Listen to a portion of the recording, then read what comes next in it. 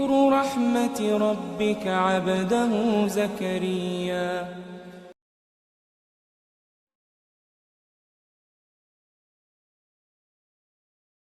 Baik, jika terinfeksi dengan nilai-nilai keburukan, maka di sini kasusnya adalah kembalikan ke Quran surah ke-4 An-Nisa ayat 17 sampai dengan ayat ke-18. Itu yang dikenal dengan taubat namanya. Ya, innamat taubatu 'alallahi lilladzina ya'maluna su'a bijahalatin tsumma yatubuna min qarib. Ya, sungguh taubat itu berlaku kata Allah bagi orang-orang yang terinfeksi dengan penyakit buruk. Su itu, nih, lihat ayatnya. Innamat taubatu 'alallahi lilladzina ya'maluna su'an. Taubat itu dilakukan orang yang terinfeksi dengan keburukan. Su itu pekerjaan nafsu.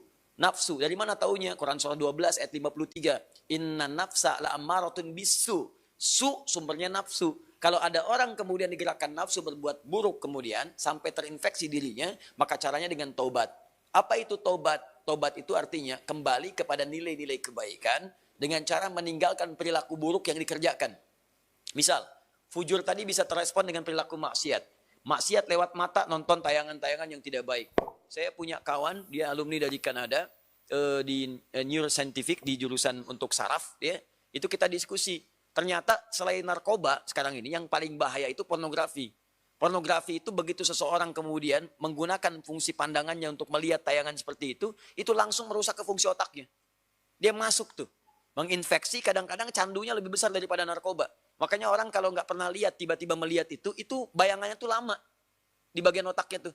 Kadang-kadang penasaran. Padahal udah dipalingin kan, tadi apa sih, apa benar, salah gitu kan. Nah itu bisa demikian tuh. Itu yang paling dahsyat.